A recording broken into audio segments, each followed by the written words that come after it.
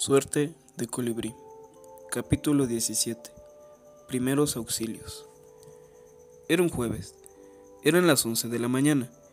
El día amaneció nublado. No hacía tanto calor en comparación con las últimas semanas. Habían anunciado lluvias para ese día. Mateo cruzó el jardín de su casa y llegó a la de Roberto.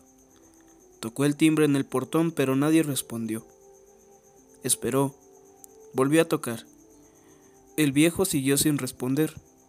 Mateo fue hasta la calle y miró en dirección al supermercado, por si el viejo iba o venía caminando por ahí. Nada. Podría haber regresado a su casa, pero prefirió sentarse un rato debajo del laurel. Estaba en eso cuando llegó Nelva, la mujer que iba 2 veces por semana a ayudar a Roberto con las labores de la casa. Mateo la conocía porque la había visto antes en el barrio. Era una señora que hacía labores domésticas, limpieza, cuidaba ancianas, acompañaba enfermos y otros trabajos de asistencia. La semana anterior se había cruzado con ella en casa de Roberto uno de los días que le tocaba trabajar. «Hola, hijo, ¿qué haces por aquí?» «Hola, estoy esperando a Roberto. Vine a ayudarle con el colibrí». «Ah, cierto. ¿Qué trabajo les está dando ese pájaro? Una belleza. Ojalá se reponga pronto». «¿Y Roberto no está?», preguntó con cierta alarma. «Eso parece. Supongo que fue a hacer algunas compras». «¿Compras?», preguntó la mujer y miró la hora en su reloj. «Son las 11 de la mañana. Qué raro. No creo que Roberto haya salido, porque sabe que yo vengo a esta hora todos los jueves. Y las compras siempre se las hago yo. ¿Para qué habría de salir?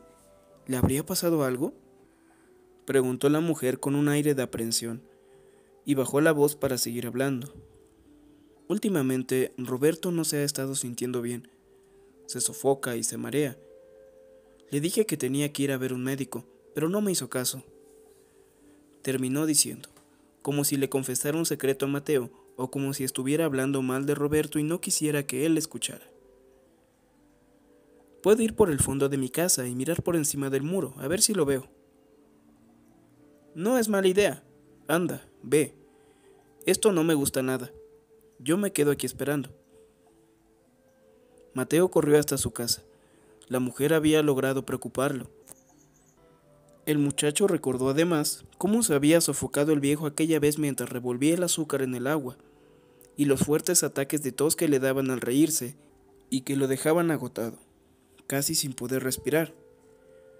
Y algo, una sensación rara, hizo lo que llaman un mal presentimiento, se apoderó de su ánimo, así que corrió, entró en la casa, fue hasta el fondo y, como si fuera a robarle la parra entera a don Ambrosio, saltó el muro y pasó al patio de Roberto.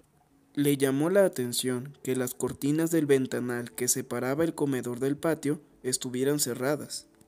El ventanal también estaba cerrado. Se acercó a la ventana del cuarto de Roberto y vio que había una rendija en la cortina que le permitía mirar por adentro. Puso sus manos como visera para evitar los reflejos del vidrio y miró. Casi al costado de la cama, en el paso entre la recámara y el pasillo que va al comedor, al baño de la casa, estaba Roberto tirado boca abajo. Mateo se asustó al verlo así. Golpeó con fuerza la ventana. El viejo no respondía. Entonces, sin pensarlo mucho, tomó un tronco que había en el patio. Fue hasta el ventanal de la cocina y de un golpe rompió el vidrio. Metió la mano y abrió el pestillo. Abrió el ventanal. Entró al comedor. Buscó las llaves del portón que el viejo dejaba colgadas en un estante. Las agarró y fue a abrirle a Nelva.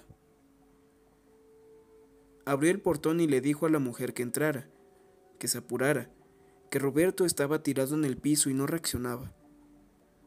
La mujer siguió al muchacho con vacilación y una cara de susto que se podía usar perfectamente para ilustrar el cartel de una película de terror clasificación B.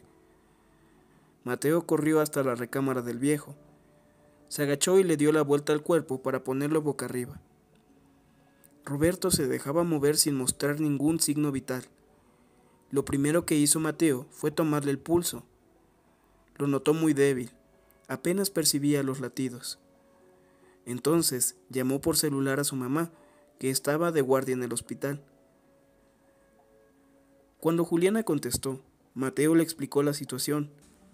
Su mamá intentó tranquilizarlo y le dijo que en ese momento subía una ambulancia del hospital y salía para allá. Le dijo que no apagara el teléfono, que mientras llegaba, lo iría guiando para que atendiera a Roberto y le diera los primeros auxilios. Le pidió que volviera a tomarle el pulso al viejo. Mateo obedeció, pero esta vez no detectó pulso alguno. Se lo dijo a su madre, que entonces le pidió que comprobara si Roberto estaba respirando. Mateo no podía decir si acaso lo hacía. También eso le dijo a su madre. Entonces ella le pidió que le diera unos masajes de compresión en el pecho para hacer una reanimación cardiopulmonar. ¿Te acuerdas de cuando hicieron esos ejercicios prácticos el año pasado en el curso de los primeros auxilios?, le preguntó su mamá. Sí, creo que me acuerdo. ¿Te acuerdas de cómo hacer los masajes y de cómo darle respiración de boca a boca? Mateo se acordaba. Sí. ¿Ya empiezo a hacerlos?, le preguntó a su mamá. Sí, empieza. Por favor, mamá, apúrate, le dijo Mateo, y dejó el celular en el piso con el micrófono abierto, en modo altavoz para estar en contacto con ella. Mateo se agachó junto a Roberto y se dispuso a practicarle los masajes. Escuchó a su madre en el teléfono, que hablaba con los de la ambulancia. Movió los brazos de Roberto y los extendió a lo largo de su cuerpo. Escuchó en el teléfono el ruido que hacía el motor de la ambulancia al arrancar. Se arrodilló a la altura del hombro izquierdo de Roberto y puso las manos una sobre otra, encima de su corazón. Escuchó por el altavoz del celular el sonido de la sirena de la ambulancia. Se inclinó hacia adelante con los brazos firmes y comenzó a realizar las compresiones torácicas. Escuchó que su madre le hablaba, que le decía que alternara 15 compresiones con la respiración de boca a boca. Contó las compresiones tal como le habían enseñado en el curso. 1001, una compresión, 1002, otra compresión, 1003, otra compresión, y así hasta llegar a 1015. Escuchó que su mamá le decía que ya estaban cerca, que pronto estarían con él. Después de las 15 compresiones le dio respiración boca a boca. Escuchó que su madre le indicaba al conductor de la ambulancia la calle que debía tomar. Volvió a realizar las compresiones. Volvió a darle respiración boca a boca. A la tercera ronda, cuando yo comenzaba a sentirse cansado, en el momento en el que contaba 1008 e iba a hacer la octava compresión, vio que Roberto abría la boca y los ojos como si saliera de debajo del agua luego de haber quedado atrapado entre las ramas del fondo del río. Mateo se detuvo y le tomó el pulso. Había vuelto. El viejo lo miró sin entender dónde estaba ni con quién. Mateo le habló con voz llorosa pero firme. Tranquilo, Roberto, ya viene la ambulancia. Esté tranquilo, ya va a estar bien. Detrás del muchacho, Nelva se agarraba la cara y trataba de aguantar el llanto. Fue ella quien después contó por todo el barrio y casi por toda la isla lo bien que había actuado Mateo. La ambulancia había llegado y la mamá de Mateo se hizo cargo de la situación. Acostaron a Roberto en la camilla, le pusieron oxígeno, lo llevaron hacia la calle y lo subieron a la ambulancia para conducirlo al hospital. Roberto, que no parecía consciente de nada de lo que estaba pasando, se había aferrado a la mano de Mateo. El muchacho acompañó al viejo hasta la ambulancia y solo lo soltó cuando ya iban a subir a la camilla de la cabina. Antes de subir a la cabina, para volver con la ambulancia al hospital, Juliana abrazó a Mateo con fuerza. Solo entonces, cuando sintió que lo rodeaba el cuerpo de su madre, cuando percibió su perfume, el mismo perfume de todos los días, Mateo se echó a llorar.